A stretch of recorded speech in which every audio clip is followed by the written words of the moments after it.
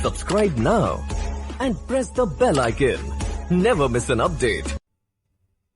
Hello engineer, आज का हमारा टॉपिक है singly reinforcement and doubly reinforcement beam क्या है। जैसे कि हमने पिछली वीडियो में देखा था, जो हमारा आरसीसी है, आरसीसी के दो कंपोनेंट होते हैं, रेनफोर्समेंट एंड कंक्रीट।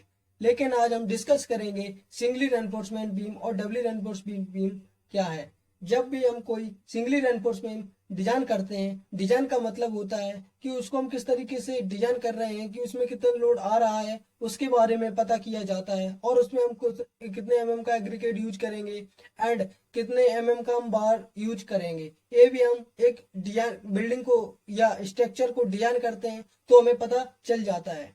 अब आपके मन में डाउट आ रहा होगा कि हम बिल्डिंग को तो डिजाइन कर रहे हैं, लेकिन हम उसको लोड को कैसे पता करें कि किस बिल्डिंग में कौन सा लोड आ रहा है। तो उसके लिए एक हमारा आईएस कोड होता है 875।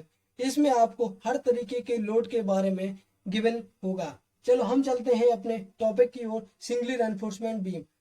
और जो हमारा थोड़ा बहुत मैं और बताऊं, जो सिंगली रेनफोर्समेंट बीम है, इसका मतलब है कि टेंसाइल में जो हम बार प्रोवाइड करते हैं उसे उस बीम को हम सिंगली रेनफोर्समेंट बीम कहा जाता है। अगर हम टेंसाइल में एंड कंप्रेशन में दोनों में बार प्रोवाइड करें उसे हम डबली रेनफोर्समेंट बीम कहा जाता है। जैसे कि आपको यहाँ पर आपको दिख पा रहा होगा। हम चलते हैं अपने क्वेश्चन की ओर। हमारा क्वेश्चन है सिंगली रेनफोर्समेंट बीम क्या है। इसमें in singly reinforcement beam the main bar is providing only one side in beams. ये बोल रहा है जो सिंगली रेनफोर्समेंट बीम होता है वो उसमें हम जो बार प्रोवाइड करते हैं ओनली वन साइड करते हैं, एक साइड करते हैं। In beam there are two zone available. जो हमारा बीम होता है उसके दो जोन होते हैं। फर्स्ट वन इज टेंसाइल, जो फर्स्ट होता है वो टेंसाइल जोन होता है, and second one is compression zone, जो हमारा सेकंड होता है वो कंप्रेशन जोन होता है।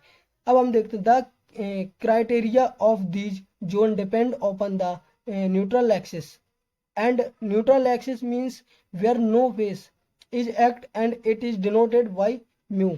ये बोल रहा है कि जो सेंटर में होता है उसे अपन न्यूट्रल एक्सिस बोलते हैं। जब भी हम कोई सिंगली रेनफोर्समेंट में लोड को पता करते हैं तो हम उसे सेंटर तक कैलकुलेट करते हैं, वो अपना इसे हम डिनोटेड करते हैं म्यू से।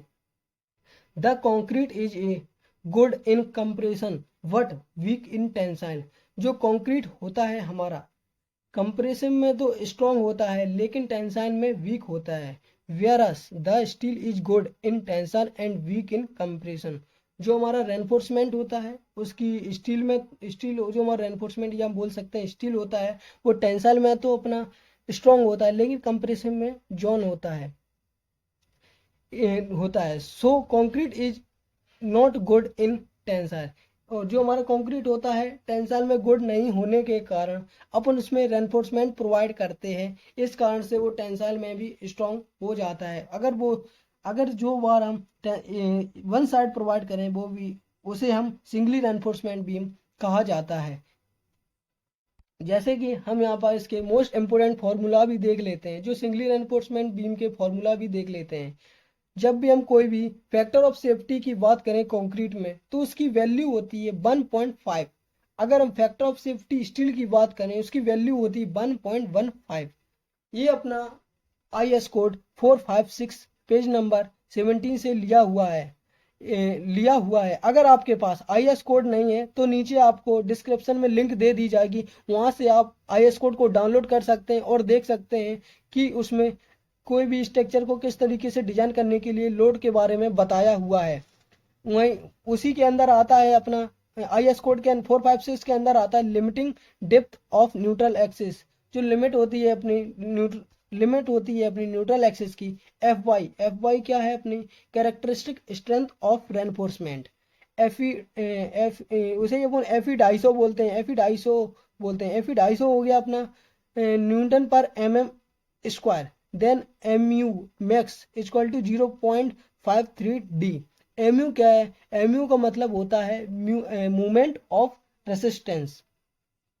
अगर हम Fe 415 यूज कर रहे हैं तो उसका मैक्सिमम वैल्यू होता है mu max होता है 0.48। अगर हम Fe 5000 यूज कर रहे हैं तो उसकी एमयू मैक्स की वैल्यू होती है 0.46। ये अपना IS कोड 45670 पेज नंबर में दिया हुआ है। यूनिवर्सिटी एग्जाम में किस तरीके से जो न्यूमेरिकल दिए होते हैं, तो आपको इस तरीके से किस तरीके से आपको निकालना होगा, उसके कुछ स्टेप्स होते हैं। फर्स्ट स्टेप होता है एरिया ऑफ स्टील टेंसाइल, इसे शॉर्टकट में बोल दिया जाता है AST। इससे अपन रेनफोर्समेंट का एरिया कैलकुलेट करते हैं। ये फॉर्मूला होता है number of bar equal to π/4 dia होता है उसका, डाया का स्क्वायर। एंड सेकंड स्टेप होता है अपना depth of neutral axis.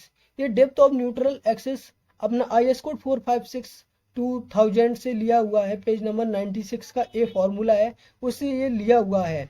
And step तीसरे में आता है अपना limiting depth of neutral axis. ये भी अपना इसमें अपन फाइंड करते हैं MU लिमिट, और सेकंड में अपन फाइंड करते हैं MU। ये यहाँ पर MU लिखा नहीं है, अब लिख लेना,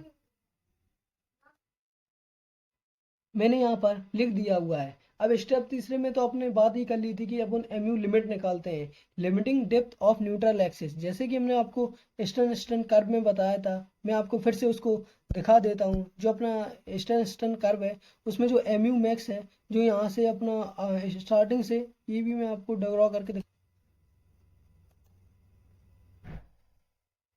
MU मैक्स अपना यहाँ से स्टार्ट होता है यहाँ तक, इसे MU मैक्स बोलते हैं। सिंगली रेनफोर्समेंट में हम MU मैक्स निकालते हैं, MU मैक्स, या अपन बोल सकते हैं MU लिमिट, या और ये अपना MU लिमिट भी बोलते हैं इसे अपन।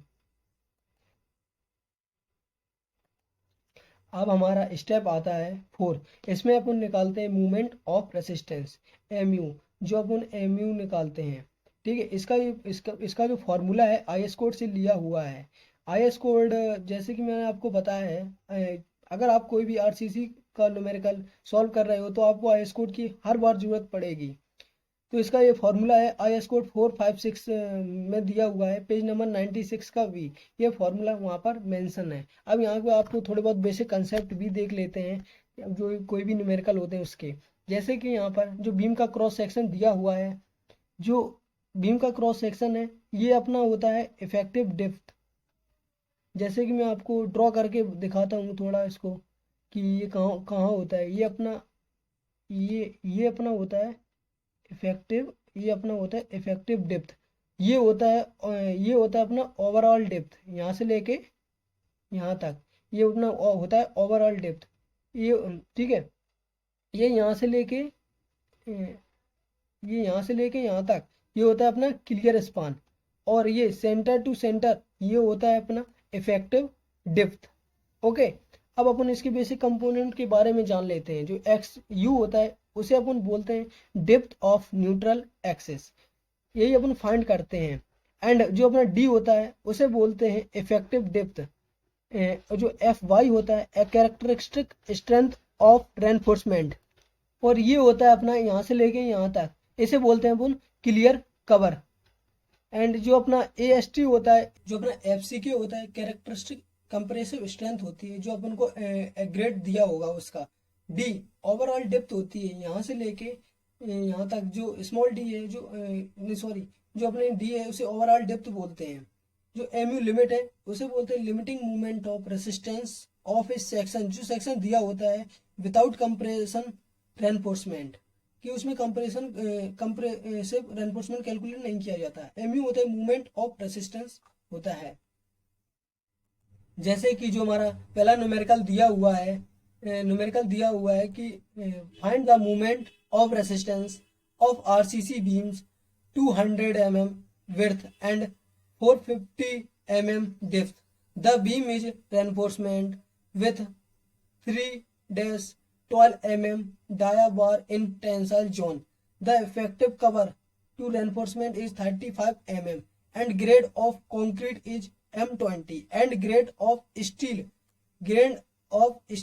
FE 250। एंड जो अपने ग्रेड यहाँ पर यूज की है M20 की है। और जो अपना क्या इफेक्टिव कवर ऑफ रेनफोर्समेंट वो होता है 35 mm का होता है। और यहाँ पर जो अपने कॉलम बीम दिया हुआ है उसकी जो बिर्थ है 200 mm है, एंड उसकी जो डेप्थ है जो 450 है।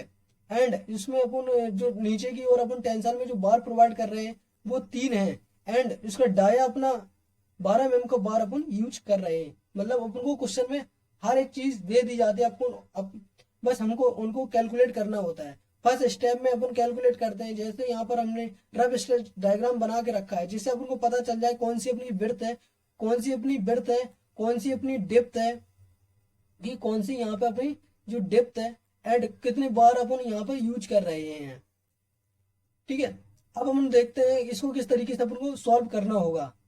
जैसे कि यहाँ पर अपन को वैल्यू गिवन है, जो विड्थ थी अपनी 200 mm की थी और जो ओवरऑल डेप्थ वो थी अपनी 450 mm की थी एंड कवर था उसका 35 mm का था। एंड इफेक्टिव डेप्थ हम बताते हैं आपको कैसे कैलकुलेट किया जाता है। जो ओवरऑल डेप्थ होती है उसमें से माइनस कवर माइनस कर देते हैं जो अपन को कवर दिया होता है। अगर आपको कवर नहीं दिया होता है तो अपन उसे एज्यूम मानकर करते हैं, लेकिन अपन को कवर माइनस हर बार करना ही होगा। ओवरऑल डेप्थ जैसे अपन को दिया था 450 mm का, उसमें से अपने माइनस क्या 35 mm माइनस कर दिया तो अपन का निकल आया 450 mm। और जो अपनी ग्रेड दी थी M20 की ग्रेड दी थी उससे अपन को निकल आया characteristic strength of concrete 20 Newton पर mm स्क्वायर। जो अपना Fe 250 दिया था उससे अपना निकल के आया Fe 250 न्यूटन पर mm, इसकी कैरेक्टरिस्टिक स्ट्रेंथ निकल के आई। फर्स्ट में अपन जैसे मैंने आपको बताया था, फर्स्ट में अपन कैलकुलेट करते हैं एरिया ऑफ स्टील टेंशन।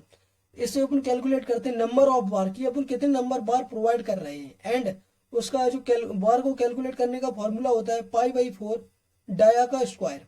तो अपन नंबर ऑफ बार जैसे हमको दिए थे कि 3 बार यूज कर रहे हैं, इसका फॉर्मूला ये था, उसमें डाया था अपना 12 का, तो यहाँ पर वैल्यू पुट कर दी, उसको अपन कैलकुलेट किया तो अपना आया 339.29 mm स्क्वायर। अब हम स्टेप 2 कैलकुलेट करते हैं। स्टेप 2 पे हम कैलकुलेट करते हैं डेप्थ ऑफ न्यूट्रल एक्सिस, यानी कि जो अपना बीम है, ये अपना जैसे कि बीम है, ये अपना बीम है, मैं आपको बना के बता देता हूँ, थोड़ा ज़्यादा सही नहीं बना होगा फिर भी आप थोड़ा एडजस्ट कर सकते हैं। जो अपना बीम है ये अपना बीम है, यहाँ से लेके यहाँ तक इसे बोलते हैं अपन neutral axis N A.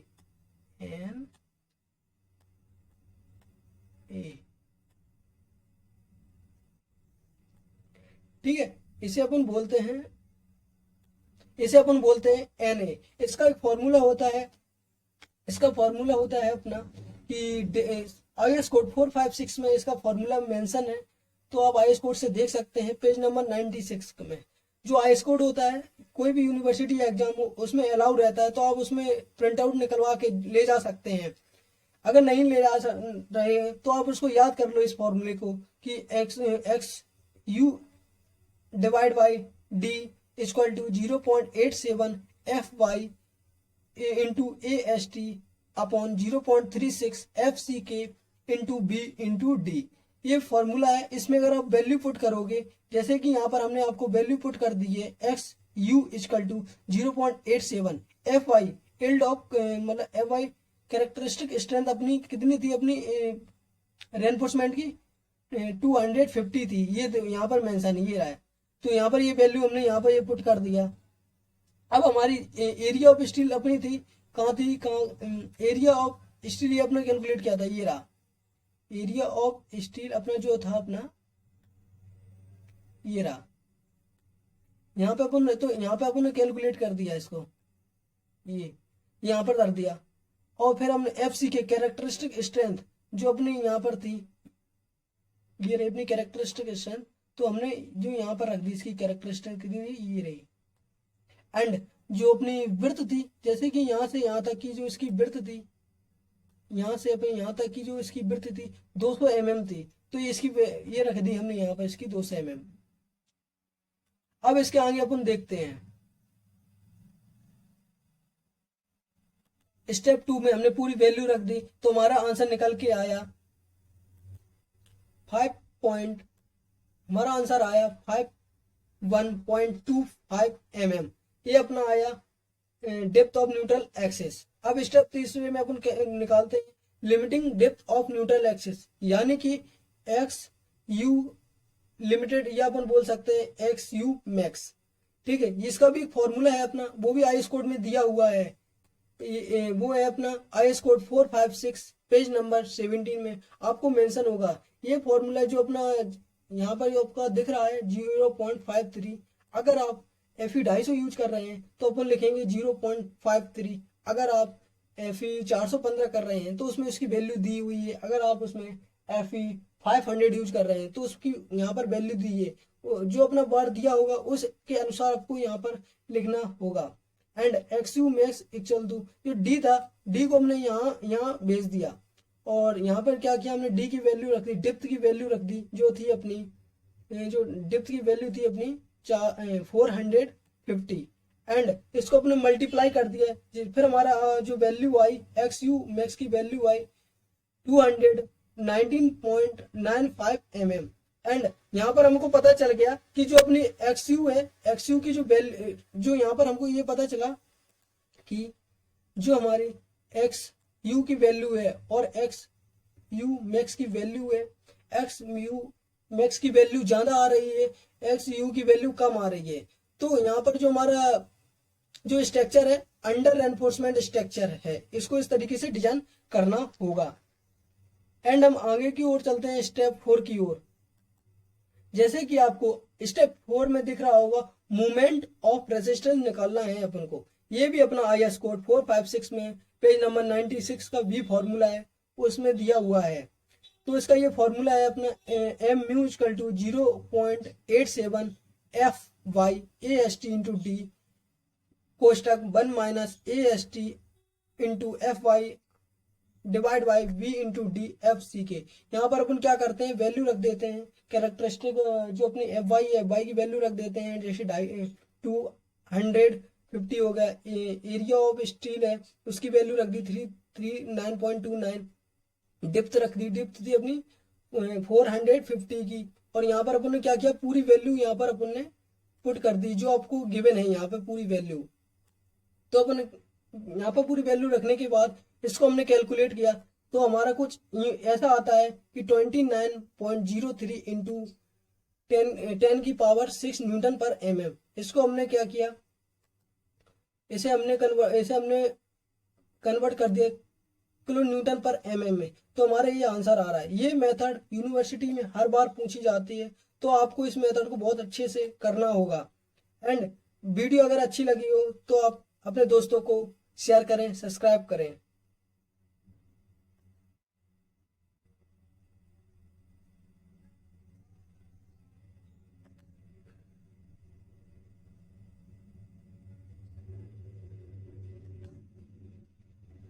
Like, share and subscribe this channel.